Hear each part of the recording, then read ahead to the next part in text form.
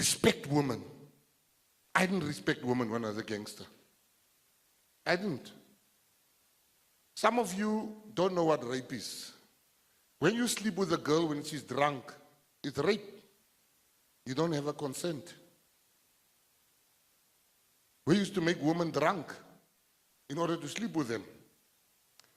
But that's Izungile esikhundleni zokuxhumana ividiyo kaMnumzane Gayton McKenzie ongumholi weqembu le-PA yophindeka abe nguminista ka-Sports, Arts and Culture lapha-ke kwelomzansi Afrika. Ividiyo yakhe-ke le oqeda kuyizwa njengamanje nedlala esithombeni sakho elokhu-ke izulazule njalo ezinkundleni zokuxhumana lapho khona ezwakala eveza ukuthi-ke yena wayekwenza noma-ke e-admit-a ukuthi-ke yena wayedlwengula abantu besifazane. Nakathi-ke mayichaza uthi-ke ukulala nomuntu wesifazane uma ngabe edakiwe bese-ke wena ubona ithuba lokuthi ulale naye, lokho kusuke kuyi-rape. Nakakuvezayo-ke yena ukuthi-ke yena nabangani bakhe babejwayele ukuthi-ke bethatha abantu besifazane babagoqe ngotshwala bese-ke belala nabo bengasaboni kahle. Le video le ivunguza njengoba ezama-ke izembe lokukhanselwa ngabantu bakuleli lomzansi Afrika njengoba bevundulule ama-tweets akhe akudala lapho khona ekade-ke ebhala khona amagama angemahle kahle ngabamnyama noma-ke amagama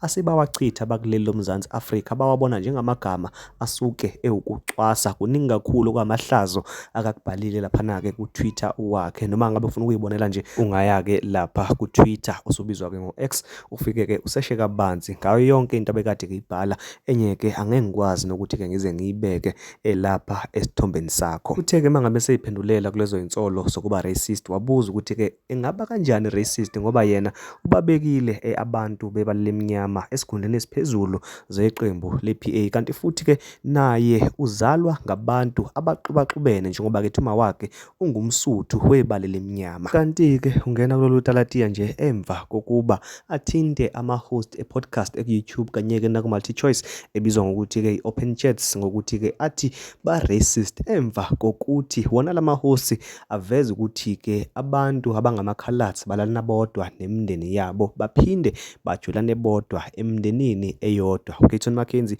ubeke sethi-ke lokhu kuwukucwasa nokuhlukumeza abantu abangamakhaladi, nokuyilapho khona abantu-ke babeke sebeveza ama-tweets akhe akudala ebandlulula abamnyama. Phezu kwalokho-ke sekuvela yona-ke futhi-ke le video engcole kangaka. Ngicela ukuthi-ke uyizwele bese ungitshela ukuthi-ke wena ngabe ucabangani ngakho konke lokhu okushiwo uMnumzane McKenzie. Ngabe-ke saguquka mhlawumbe naye kumfanele ukuba axolelwe noma-ke kumele ukuthi-ke umengameli wakuleli uMnumzane Cyril Ramaphosa amkhiphe esikhundleni sokuba uminista? Cela ukuphinde ukuthi uyibuke ivideo bese hlangana ama-comments. Ngiyabonga.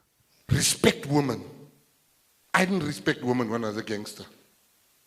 I didn't. Some of you don't know what rape is. When you sleep with a girl when she's drunk, it's rape. You don't have a consent. We used to make women drunk in order to sleep with them. But that's rape.